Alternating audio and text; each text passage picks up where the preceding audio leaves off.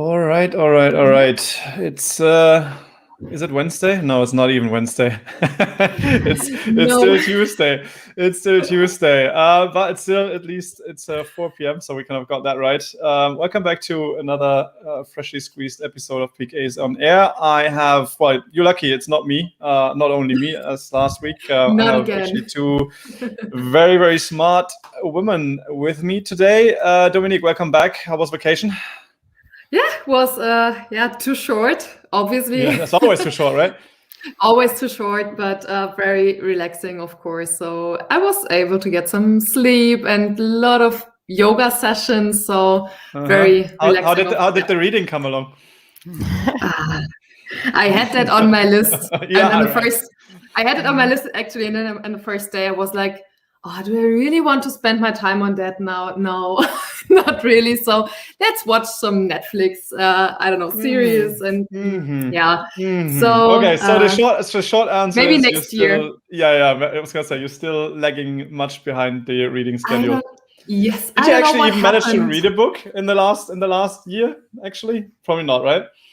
No, I started at the beginning when COVID started. I had like 5 books going on, and I started and I was so excited to read all of them. And then I started with this one, and then that one, and then I had like 5 books in front of me. Was like, oh, okay, I do not have time for that. And then I saw all those Instagram posts and Twitter posts and Facebook from friends. Everybody was so super motivated to do stuff like doing like runnings and reading stuff, and I was like, oh my god, what's going wrong with me? Why am I not able to do that? But we had that discussion also, I think the week before, where we were talking about like consuming more like magazines and like I read a lot of newspapers, of course, but I cannot manage to read like a proper book. It's like completely gone since last year. I don't know what happened. Interesting. Carina, what about you? Are you an avid reader or not anymore? Or have you been? Or how does it look like? I think I have been at university, but I don't know, since I'm in working life, it's also just like I have also this like really great ambition to read like 10 books in my vacations, and then I just switched to Netflix. So it's like and I'm putting myself a crown on there as well. Right. Yeah, we have Carina with us today as well. We're going to talk a bit about I think one of the your guys' favorite topics, top of the funnel content and kind of content campaigning around that. Before we get into it, a couple of very quick, I guess, housekeeping notes as always. So for those that kind of have missed one or the other episode in the recent weeks and or month, we kind of collecting those. pa.ag/notes is where you can find them. As always, feel free to kind of drop into the comments if you have any kind of questions now or later. Doesn't really matter. I think we do have some, for whatever reason, some LinkedIn live streaming issues. Yeah, it just apparently happened a couple of times. So trying to fix that. Other than that, I think you should have us on the usual platforms: Twitter, Facebook, Twitch, etc., YouTube obviously as well. So yeah, feel free wherever you kind of watching from to comment. If you're watching this later, well, shame on you, but then reach out. That's also fine. Kind of trying to kind of answer them afterwards or pack them and collect them to want to be the next episode. So whatever you prefer should work. Yeah, and I think that was before we get into like the topic. I mean, there's also some other kind of exciting things happening. There is SMX Create right now, more or less right now. Our very own Charlotte is speaking. I just saw that Brighton SEO actually announced the first in-person event again for I think it's September, if I'm not totally wrong. So curious how that plays out. I guess our friends over in the UK are obviously a bit more advanced in terms of vaccination. So a slight bit jealous, I have to admit. But also this morning I had a very interesting conversation with our friends over at Rising Media. So the other SMX, which is going to happen in June, is SMX Advanced. And SMX Advanced has a bit of a kind of new concept that is somewhat tying together virtual as well as kind of in person, but in person not as like in a big massive venue in person, but trying to utilize a concept of different types of hubs, and those are kind of connecting into like one live stream platform, so to speak. And so we will be hosting the Berlin hub. I mean, pending regulations, it's going to be either a small group in our office or not. Let's see how it goes, I guess. But yeah, so I think there's a bit of it just takes probably a couple more weeks to see how things are advancing. But yeah, I found it quite cool that there's at least I think for some of those events, let's say a bit of perspective on the horizon. So I think this is really good because I think people are getting really annoyed by the sole digital formats. I think that's also a topic that we kind of touched on a couple of times. Yeah. So we shall see. We shall see how it goes. I was really fascinated because I mean Brighton is actually a huge event, right? There's a couple of thousand people usually, and it's also like the Brighton Dome for those that have been. I mean, it's a massive venue, but still it's crazy packed at the time of the event. Yes. So I wouldn't say I was surprised, but I thought, well, that's interesting. But then again, I mean, if you look at the numbers and also like the regulations in the UK versus what we have right now in Germany, I think it's not really comparable. So I just keep my fingers crossed for those for the guys that can happen, because I think that would be actually quite cool. Definitely, yeah. Yeah, and then there was some interesting other conversations happening. I think a bit of chatter on like yet another Google update, and I guess the other topic that's kind of running as a running topic in the like in any blog post these days is like something around Core Web Vitals. So I'm happy that we're not talking about those today. I'm a bit tired by now, to be very honest.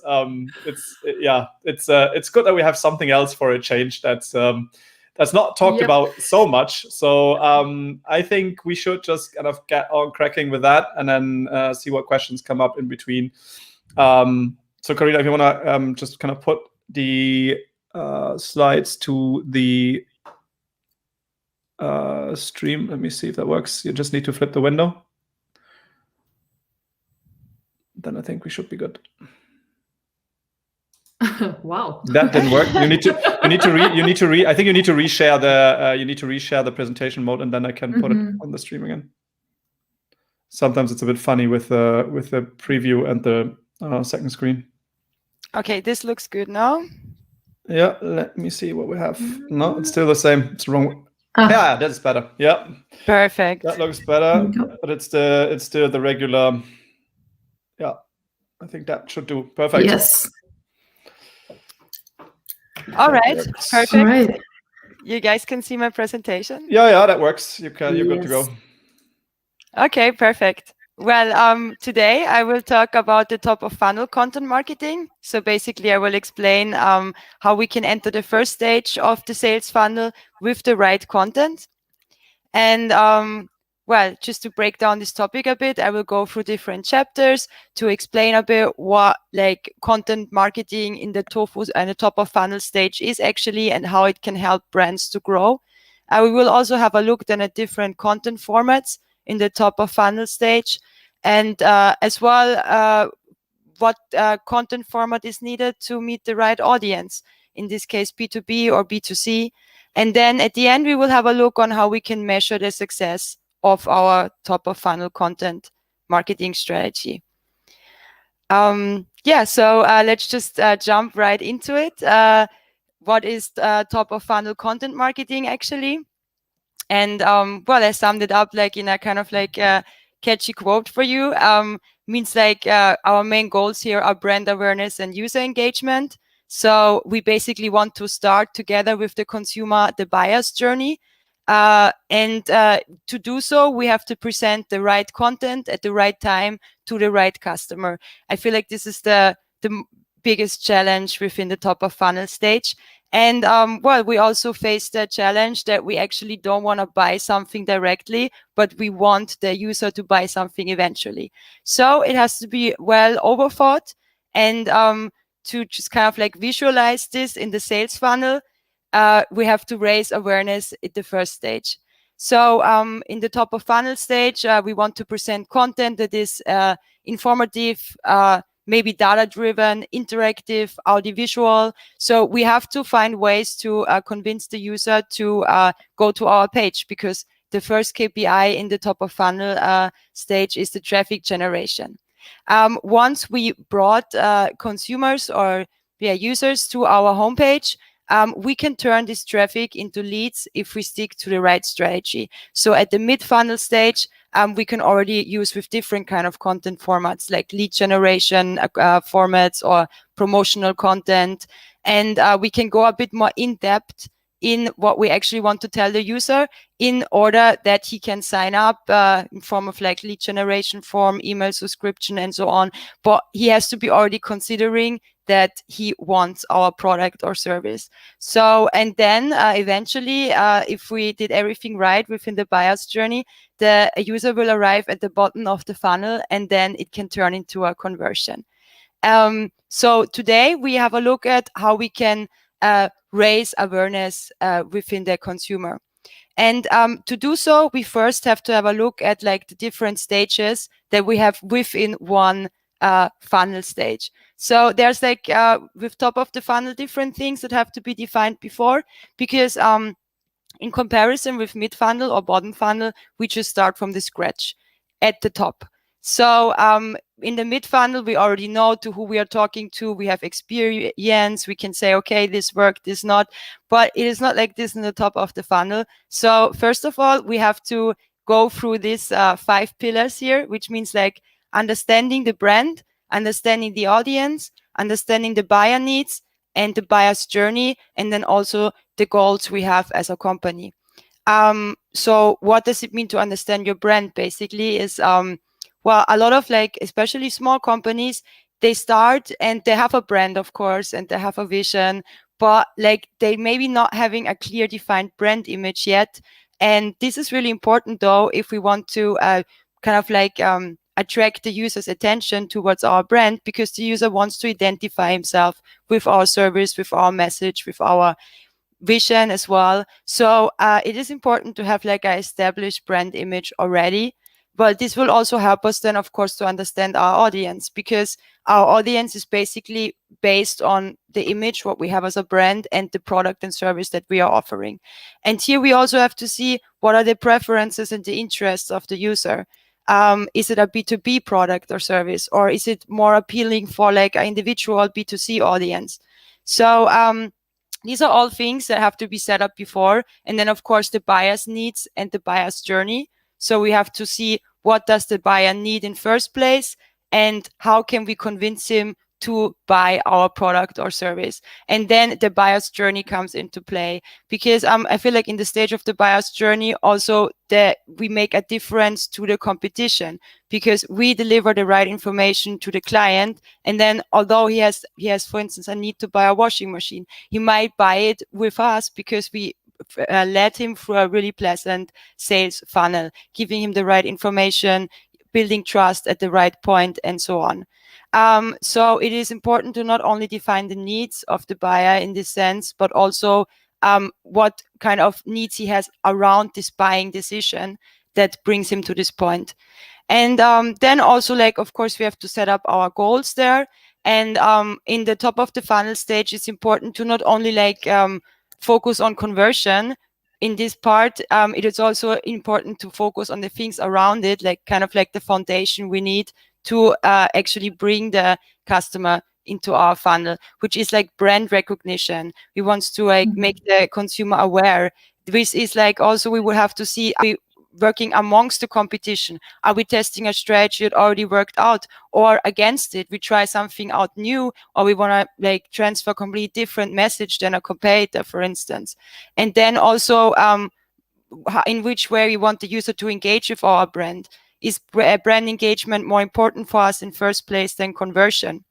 And according to these 5 steps, we can decide then what strategy works out the best in our top of funnel. And if we do all right, then we maybe Carina can Sorry, can I interrupt you for a second, because you said something super interesting, or especially sure. You were talking about like it's super important to have like a proper brand image, so that everybody who's involved in your strategy should be aware of that, right? Do you have maybe something in mind which can help you to define? Because I mean, all of us know definitely that not every company has that really in place. So everybody has maybe something in their minds. Maybe our company is like this or like that.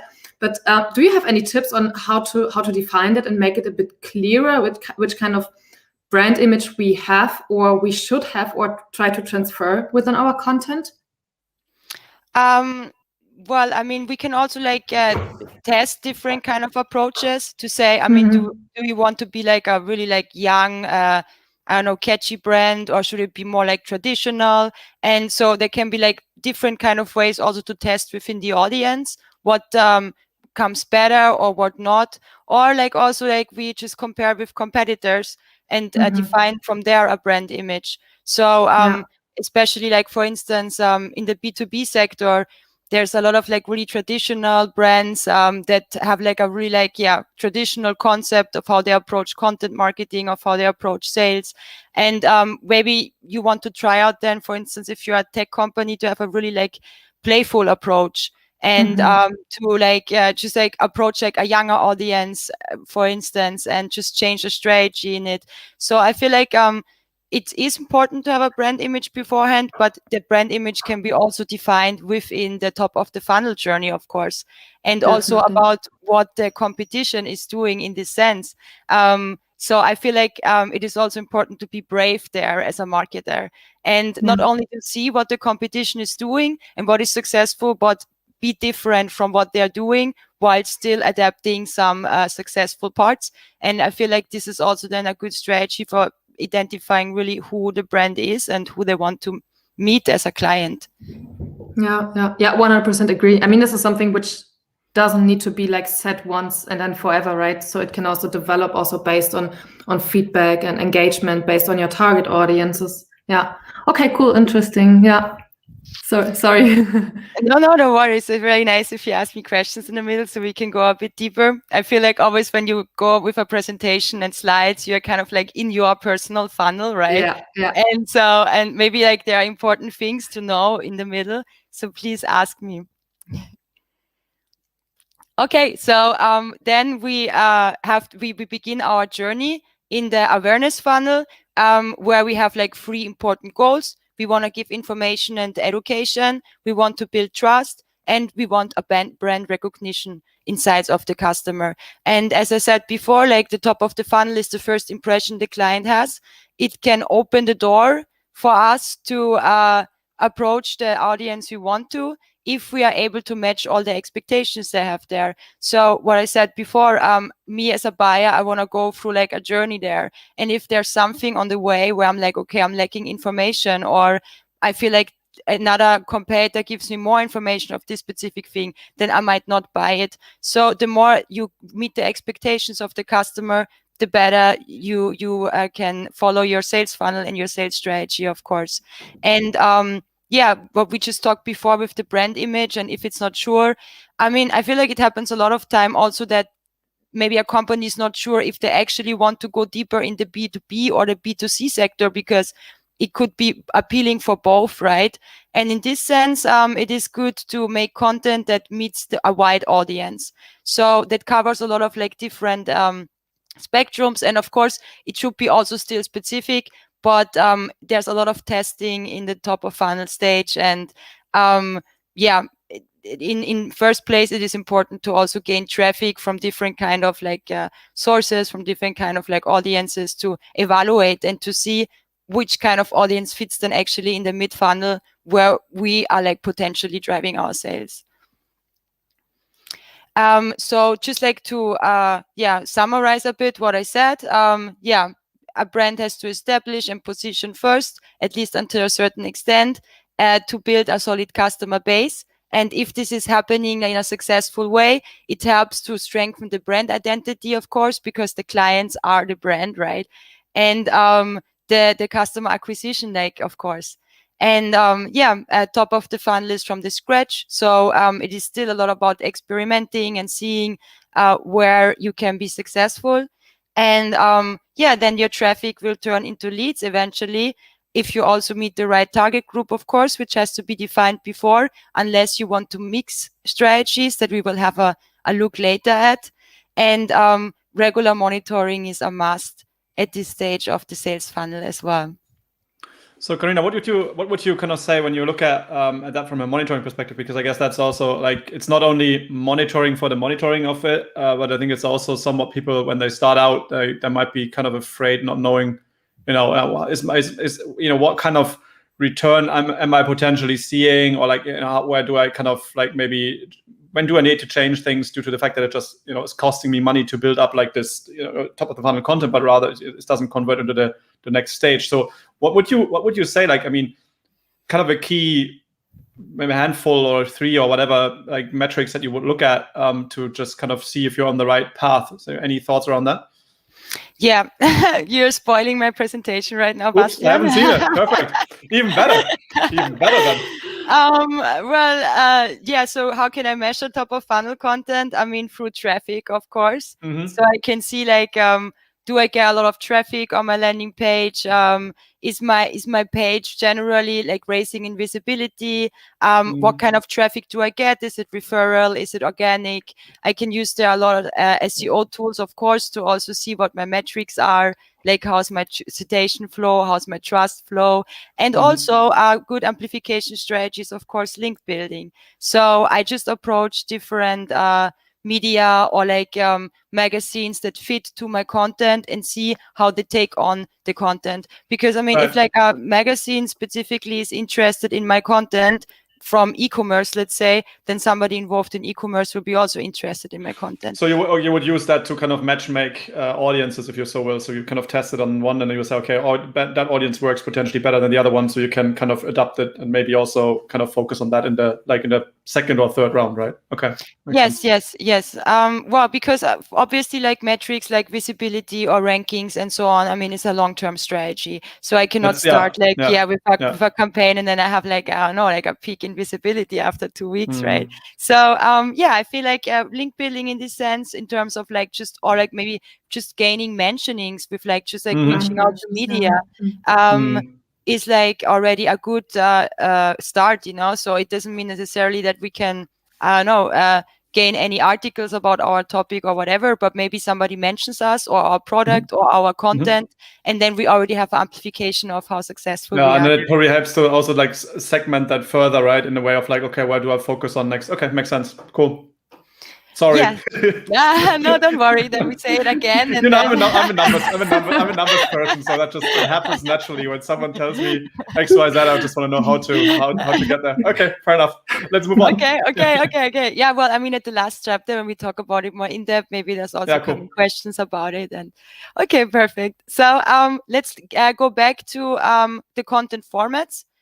What we have there. What is top of the funnel content actually in praxis? So here I have some examples for you.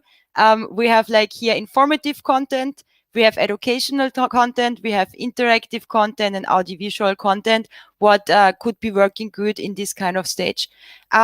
So with informative content, I say like, for instance, a blog post or an infographic or a social media update. So we're giving the consumer an answer on a potential question he has, for instance. So it is really important also, I think, to not mistake that informative content is promotional content, because it's not like that. I feel like if you just like start writing straightforward about your product and service, is maybe not really appealing, because you want to like have a journey with the user, right? So we would just write a blog post about a related topic. Like, for instance, what comes to my mind here is if you're like trying to sell a green energy deal, top of the funnel would be in this case to release a blog post about the harmful consequences of fossil fuels, for instance. So it's maybe not something that the client wants to know, but he will be a sustainable person if he's interested in green energy. So this is something that he might have an answer, a question, and we give him an answer around it. And then we maybe like pack our findings in an infographic, and we maybe write about it in social media. So we basically position ourselves like as an expert there without throwing the product at the client in this sense. And well, if we see then there's an interest and this is something that our audience likes, we can also go into like the educational content, which goes a bit more in depth. And here I think it's important to like see the educational content as an interface between mid funnel and top of funnel.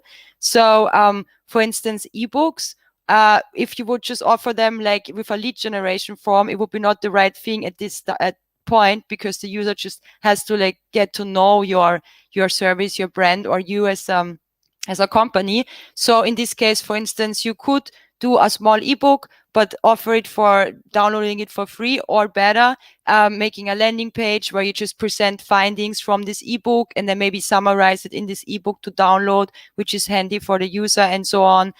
You could also like launch how-to guides or expert interviews. It's important though to like not focus on leads here, but still on the building trust aspect. And yeah, then we have interactive content, of course. The user can engage with the brand, and the interactive heat maps, for instance, are really like common here. I saw like an interactive heat map about Corona hotspots recently. I mean, there's probably several in the internet, but this is, for instance, something I'm seeing this as a user, and I'm just starting to click and I'm engaging. And then, yeah, audiovisual content. We have videos here, podcasts, the one we have now, for instance, or tutorials. So yeah, these are the 4 types, and it's important to know that these types are used differently per target group.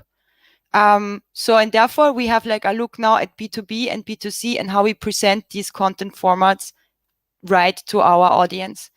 And yeah, so the B2B audience here, for instance, it's all about gaining to present them high level content, because we have to assume that the consumer already knows what they want, right? They know already, they're in the business, they are professionals, so they want to have valuable information that yeah, gives them knowledge on top of what they already have. So important here is that we have, besides of the high level content, also validated content, of course. So the source has to be reliable, it has to be comparable, and this brings us all to data. Data-driven content, I feel like, is a trend since like quite a while, but it still needs, I feel like, some time to be established, although it is really important for, especially for B2B audience, to do it, because it is the most easiest way to actually give unique and descriptive information, and also build trust, of course, in the client, because we can give him exclusive information that he doesn't get anywhere else. And also data-driven content opens the door for a lot of stories. So if we have a data set, we can twist a lot of stories around it, and we can then also test a lot, of course, what kind of data is interesting for the client, how can we use it for further marketing measures, and so on. So, and this in combination with, for instance, an expert editorial, somebody from the ambience, for instance, e-commerce, gives us an expert statement on our content. This gives also validation. Important here is though that the expert is not only like confirming what we are saying. It would be important that the expert also gives new input into the content we already have. So it should be like a valuable addition, so the user is trusting also in the expert and can gain knowledge and value from him. And this will position us then as a brand leader if we're doing it right, and helps our brand to grow with ToFu content. And here I have like also a kind of like remark that yeah, if you in B2B audience, it is actually also good to launch content in form of a series. So a content split in different kind of like chapters, content pieces, whatever. So it is easy digestible for the client as well. And I suppose they also would have like the possibility then to kind of like somewhat have slightly different target audiences, right? I mean, in the grand scheme of things, of course, it's the same, but you might like be able to segment the audience. Okay, got it. Makes sense. Yeah, exactly. So you can also go in depth with like your data and see like which niche is working especially good. And then, so there's a lot of things you can do around it. Comparable data with businesses, between businesses or countries, for something like this, for instance, works really well. I have this here also in the informative and educational B2B content as an example. If you can compare, it's ideally. And if you're like an international company that can generate data from France, England, Germany, for instance, that's especially interesting, because then the client can compare between countries. Maybe it's also from an international company, can see different kind of views, but also comparing between businesses is, of course, really interesting for the strategy. I have here as an example for good B2B content in this stage, guides, for instance, or like, as I said, small ebooks made for being read on the page, not being downloaded with a lead gen. And this helps you to spread your content as well, but also like, to give validated information to the user. So the content is ideally, in this case, data-driven, verified with sources and experts, and it should be in-depth as well, because the content itself is probably already familiar to the client. Now, I have also an example for audiovisual content here for B2B audience. So what we have here, for instance, an example is the podcast. Podcast is really good if it's educational, unique, and interactive. And the podcast, I feel like, is like a really good addition if you also tap into like a specific topic within your top of funnel content. So for instance, you have like a guide on a certain e-commerce topic, and then maybe ideally you would have also a speaker talking about this and tapping into niche topics that are maybe not interesting for a huge audience, but for specific parts of your audience. So they would listen to it then and follow up on it. And you can also like launch this in terms of a series. So you talk about like, I don't know, different trends in different industries, in different podcasts, and and give the user valuable knowledge in this sense, and transfer messages that maybe are arriving at the user more efficiently as if it's 100 pages white paper. So I feel like a podcast is always a really good addition to build up trust and to also like give unique knowledge to the user. And the interactive element there is that the user can actually also ask questions in the podcast, or maybe have some input to share and so on. So he feels like not only more touched with the brand itself, but also with the content strategy, because he can give his input as an expert as well. So it's like an exchange of knowledge in this case, which is interesting for B2B audience usually.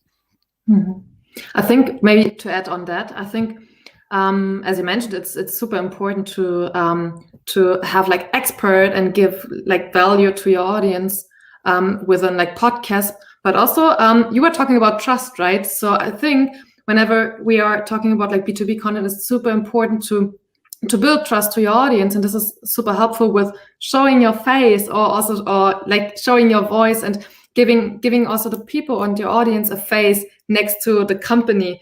And especially, I think during these times today, or we have today, I think trust is one of the most important things when we talk about content, of course, and in buying like high investment stuff. That's the point. Yeah, it's not like it's not your usual €5 kind of a thing. Exactly. It's actually oftentimes much more. So I agree, and I think the other big aspect, especially in B2B, my guess would be that they all have like very limited amount of time. So I guess like an alternative way of consumption, I think, no matter if it's now video or if it's audio, and you're just kind of doing one or the other, like it gives you also a bit more flexibility in a way of like, when do you want to put it in your schedule and kind of consume that type of information? Because at the end of the day, like the brands are all like somewhat fighting for attention in a way, right? So I think this is also like a big part of it.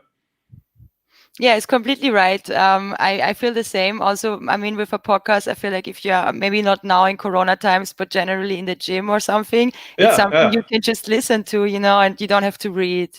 and invest a lot of time. It goes a bit back to what Dominique and I were kind of talking about in another episode. Like I spent a lot of time on the road, obviously, prior to all of this nonsense, and I kind of I read a lot of kind of stuff on my Kindle, which is just not happening right now because I'm not spending time, I don't know, in the plane or whatever. So I think that's an interesting kind of way where like how you consume content also kind of is shifting and reacting to kind of circumstances that just are happening. So yeah, agreed. Cool, interesting. Yeah, definitely. There's a good point. The time aspect itself, but we will see with the B2C audience that we also have to be short in time to actually transfer a message sufficiently. I'd say we jump into it. Top of the funnel for B2C audience. I'm just gonna sum up a bit what it is about to go further in the point that we just discussed with time. So it should be like relevant, unique, and catchy. In the B2C sector is really competitive, especially with product marketing. So you have to stand out usually also already in the top of the funnel and be different from your competition. And this can be achieved in many ways, but with content, especially with interactive content, for instance, we saw that I feel like 2 years ago, interactive content was not really a topic. Now we see it a lot. There could be still more, of course, but I feel like this is the USP that you can have if you have like a top of funnel content campaign. If you have something really cool and interactive, that the user stays on your page and not scrolls through Google. And also like playful assets are like a really good measure. Like as I mentioned before, if you have like a blog post where you also talk about data or something like a bit more heavy to digest, it is always good to have a playful infographic so the user just looks at it, sees it, knows about the topic, and is this just some seconds that in which he will decide if he's actually interested in this or not. So you have to catch his attention. And how would you know with what you can catch the attention? Well, it's also important to capture the search intent, of course, in this way, to see, okay, like this is my specific target audience, and they will look for this specific thing. So I will include it in my product page, So for instance, I don't know, I have a gardening company, and then I think about what do people look for if they would like to buy gardening equipment, what words would they look for? So I can define this with different SEO tools, but also of course informing myself about the industry itself. And starting from the search intent, I can give the user then the information he wants and needs. So I feel like this is also really important, rather than just like trying to fish for keywords. What keywords can the user use to actually get our service? It's important to like focus here on the intent itself about it. And that content can be also data driven, of course. Data is still also B2C sector exclusive, but it should be not too heavy and text lengthy and 100 pages white paper or this and that, because also the B2C audience, maybe they have more time, but they don't want to take their time because they have so much other things if they can choose for in a competitive landscape. So the first again here is like to be catchy and to be exclusive. And how does this look like in different content formats? I have it here also summed up for informative and educational content. As we said before, it also has to be, of course, relevant and comparable and unique, but also catchy. So how can we structure this, for instance? Well, with guides and blog articles is like the first entrance door for content marketer in this case. Referral marketing, for instance, I have here is usually a good strategy. So you can also use it in your content strategy. I think like this builds up on what Dominique said before. The user wants to have like a face, or like he wants to know what the brand is about. And I think that if you, I don't know, like have statements from experts or interviews or whatever, but from people that your B2C audience can relate to, it is always really good. Or you just like write about an opinion about somebody that can relate to your target group. that is something that is really useful. So, and the data should be presented in this case in a digestible way. For instance, you wrap it up in a nice infographic that tells the user everything he wants to know in a short time. And well, what also works really well in the B2C sector is, of course, short videos that kind of like make your content a bit more not so text heavy and not too much. In this sense, I have like here as an example videos and tutorials, for instance. And what by the videos and tutorials as well is important that they should not be really long. Ideally under 1 minute. So you can also use them for social media. And what also works quite well are these tutorial snippets or like short videos. If you do a guide, for instance, I mean, there's like going back to this like gardening topic, for instance, I mean, if you want to explain your user how to use a mowing machine properly, which might be also a good topic for top of the funnel if they're looking for a mowing machine. But then you might have success if you actually use short video tutorials or whatever. So in this case, it is important that the user looks at your page and knows after a really short time what the deal is. And in this sense, also like the content should be visually appealing, maybe more visually appealing than even with the B2B. But because in the B2B, we work a lot with data, we work a lot with diagrams.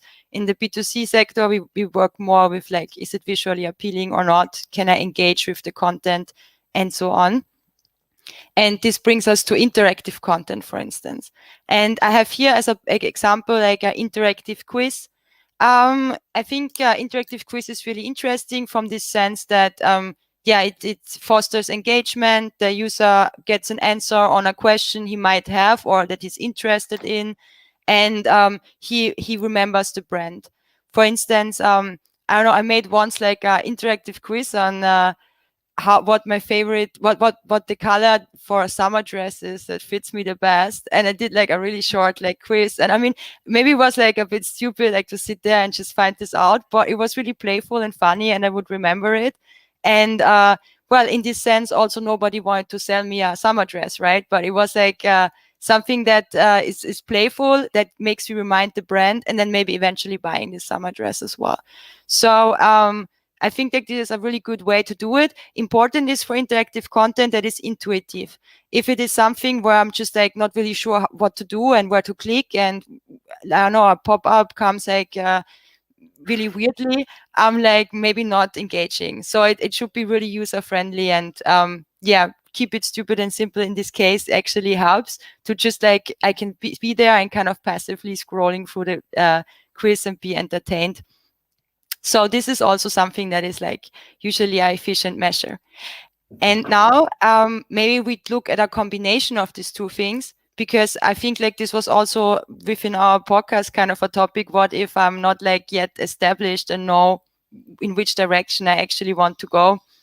In this case, you can also test top of funnel measures for both kind of audiences. So for instance, for like a B2B company that actually has B2B clients, but a small percentage of them is working independently as freelancers, or they just have their own small business. And so in this case, you can test like B2B and B2C content measures as well. And also what I mentioned before, if you're not really sure what kind of audience you want to touch base on, you can just like write about all kind of topics, covering a broader range. So you can see then, okay, this is more successful. It's because it's more data driven, because actually my audience comes from the B2B sector, and so on. So there's also a lot of testing involved in this. And so the content turns into like a versatile piece, and with performance measuring, you find out then maybe, okay, my audience is B2B, they don't like interactive things, but they like data. And I think so in this way, you can also like define individual customer preferences more easier. Would you say this is, I mean, it sounds more complex, but would you say it actually is, or would you say, like, from your experience, actually it's not as bad because it also gives you more like options to go into different directions? I'm just wondering if is it really worse because you have to like kind of conceptually be stronger because you need to cater for two audiences? Or would you say, maybe it's actually the other way around because I can be wider and then need to funnel further down? Just like, I'm curious on your take on that in general. So you mean that if it's bad to serve both audiences, or if it's actually I mean, not bad in a way, but more like, you know, when you as a marketer have to build those campaigns, would you think this is like the harder challenge because it needs to actually serve to both audiences? Or would you say, well, yes, it is obviously more complex, but at the end of the day, it also can be a huge opportunity because I can target two audiences. I'm just kind of curious, is it more the one or more the other, or is it both? I don't know. I'm just like, well, in my point of view, I'm a big fan of both. Because I mean, it is sometimes it's difficult to say, okay, this is strictly a B2B or B2C thing. In some products, it's quite obvious. A single person will not buy it.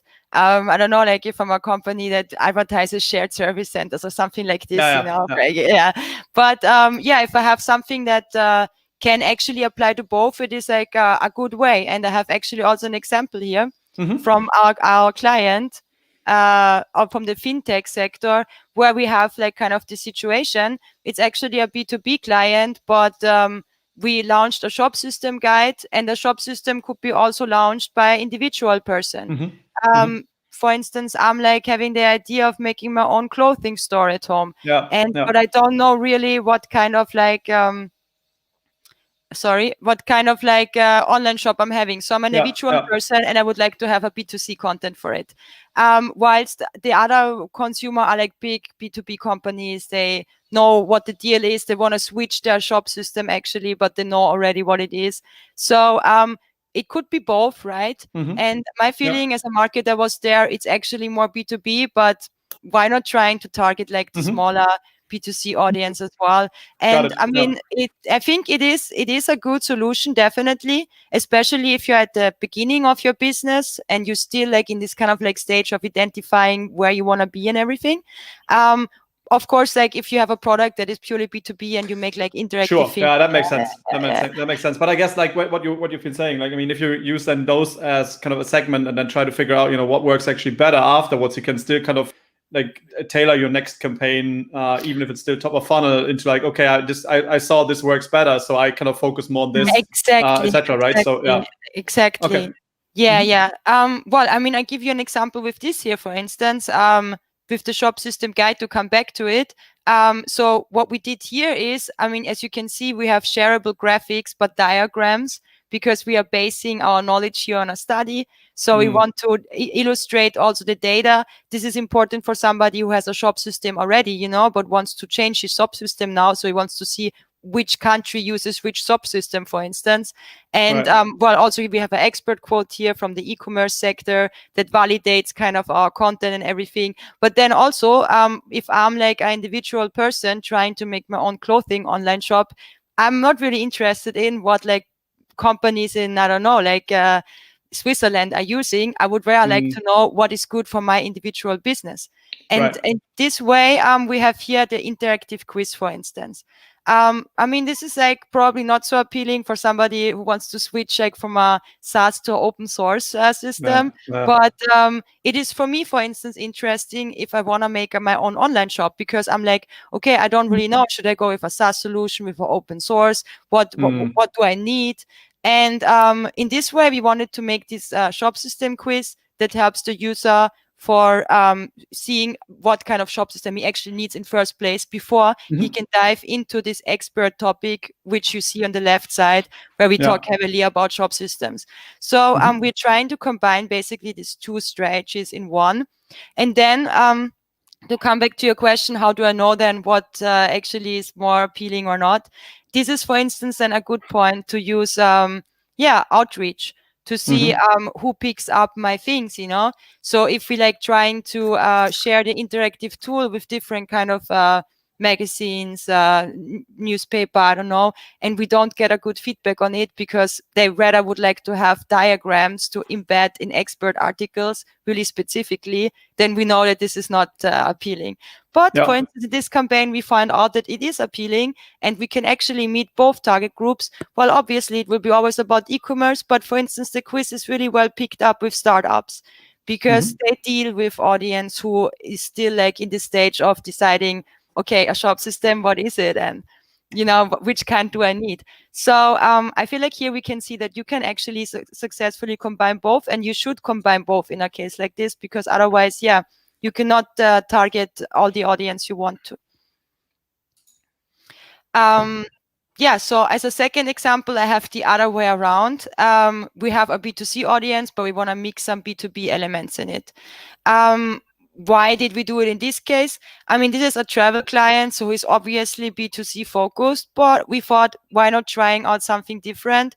Because, I mean, also we are now, like, for instance, in a time where traveling is not really a hot topic because we are restricted. I mean, in some countries you can't leave the house. It's difficult. So therefore we thought, okay, we make a content for B2C audience, but also with the option to share this with like magazines from the tourist industries, like, I don't know, like more like specific of like bigger travel companies, whatever, that can pick up data from us and make their own stories with it. So in this case, we have like a campaign that goes into the topic traveling despite Corona. So we look into it. What is the user's opinion about traveling? We look at search data about who is actually interested in traveling, in which country, under which conditions. So we make here a comparison between individual persons, which is actually good for B2C, because maybe I'm sitting at home and I want to travel, but I feel like, can I, should I? What are other people thinking about it? So we present your opinions and give also advices with like an expert from the tourist industry. But at the same time, we also show data from booking data from our clients, search data that we collected, and have them in a diagram. So to see what's working or not, we would also have to do outreach, share, for instance, these graphics with I don't know, magazines, publishers who go more into the analytical part of traveling, whilst we can share this Corona topic about like traveling in Croatia safely with like travel magazines that are B2C focused. And then we can see what is working out better. And if we, for instance, see that our data gets really well picked up, then we can make more data-driven content. And this idea derives from the fact that there's not really data-driven content in the tourist industry. You just Google around and you find like the most secluded islands and stuff like this, right? So we thought like, why not just making something different? And then the data-driven angle comes into play. And yeah, in this way, you can be newsworthy and data-driven at the same time. And this is what we are trying to achieve here. And we also combine both elements. So I feel like the difference between this campaign and the other is that with the shop system guide, we were kind of thinking that we also have a B2C audience, a small one sitting there that we want to target. With this one, we thought we have a challenge within our industry at the moment. So we try to go a different way, if it makes sense. Hello? Absolutely, yes. Sorry. I don't see. No, all good. We're here. I just were thinking about the ideation period, about the travel campaign, actually. So I was just thinking about the situation back in the days when we were like starting to think about, okay, which kind of content campaign can we create about traveling in Europe during that time? Yeah, exactly. And it was really difficult, right? For like, what are we doing, right? Because you have to find something different than the most secluded islands, because nobody can go there, right?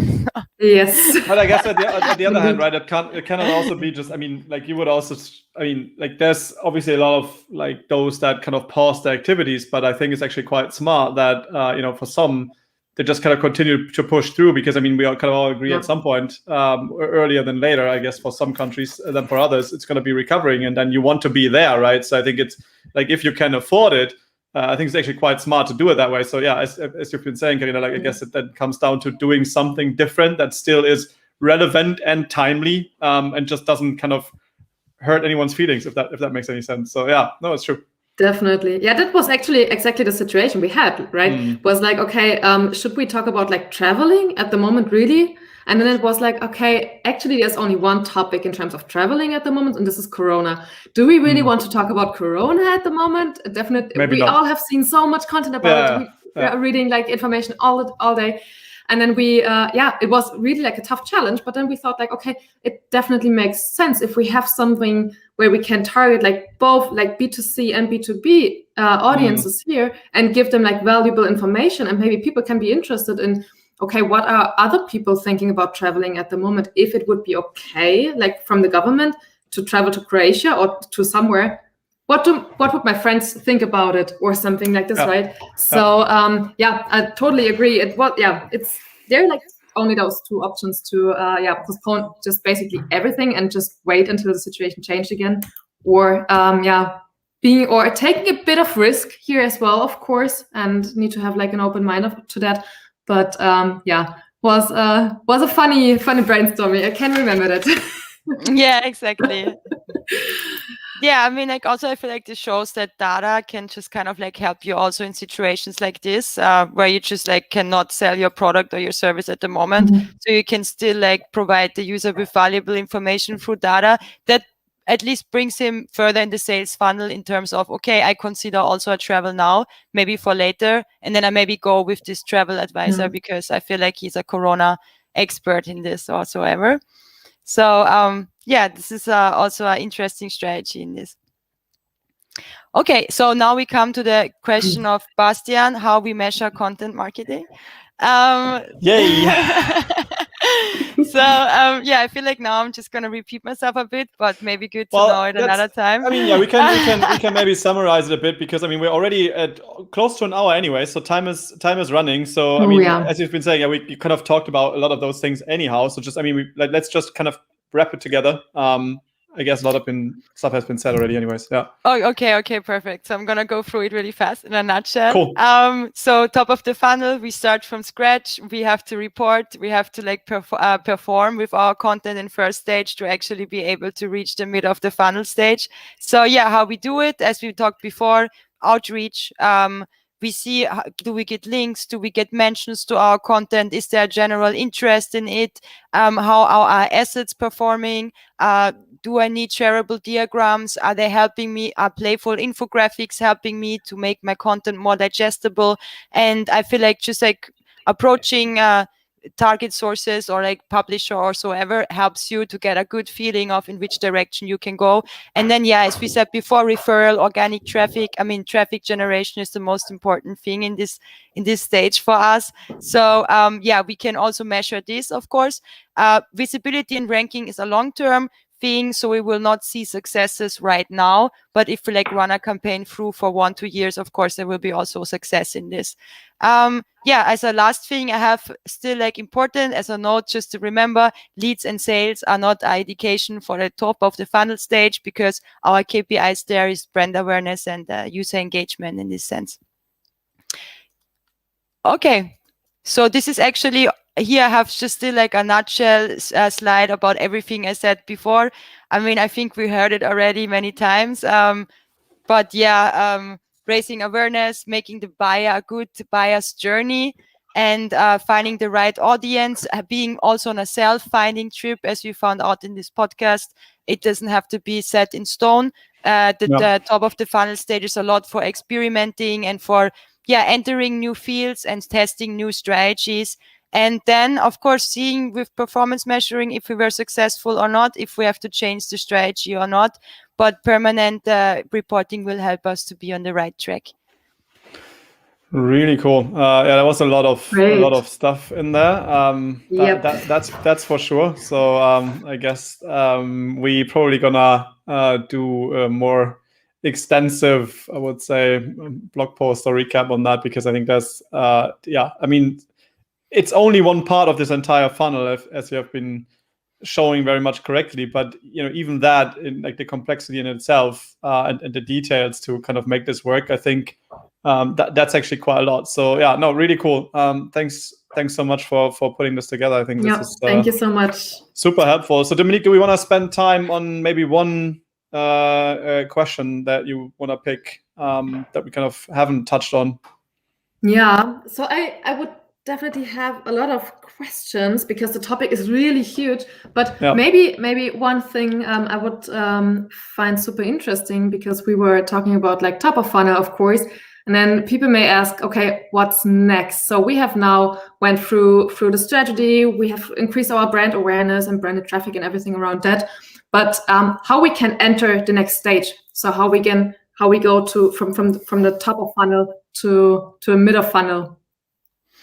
Yeah, well, I mean, as I said before, like we want to raise brand awareness, you want to see user engagement, but yeah, at the end of the day, we also want to get in touch with the customer to give him more information, to see what's happening there, how we can accompany him deeper in the sales funnel. So, I mean, to enter the second stage, it would be then for instance, our opportunity to make like a lead gen form content. So you just like make, I don't know, like a ebook about the topics that you were having in the top of funnel stage that were successful as well. So you can see, okay, my audience is interested in it.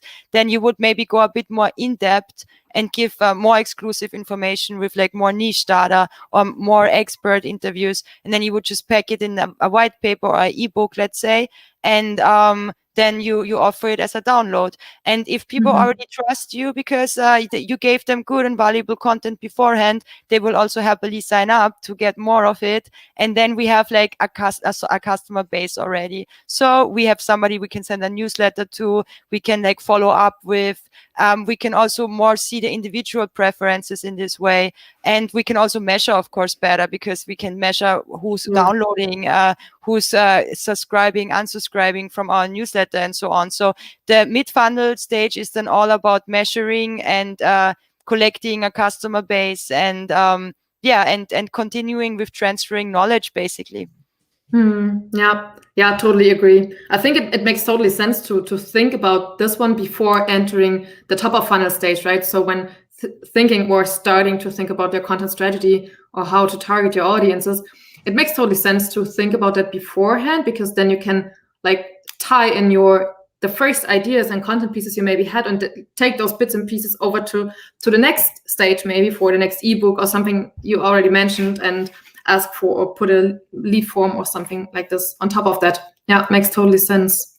Yeah, I think it's really important in this sense to get also valuable leads, because if you're too aggressive with your lead generation strategy, maybe you even get some leads, but I mean they will be not really interested, so they will just unsubscribe after a while because they don't know your content and maybe they just want to grab something for free. Exactly. And then you keep on writing them, but they don't want it, and so it's not really successful. It's better to start really with top of funnel, just like making you interested as a brand before you would tip in with like collecting email addresses or so ever. Fantastic.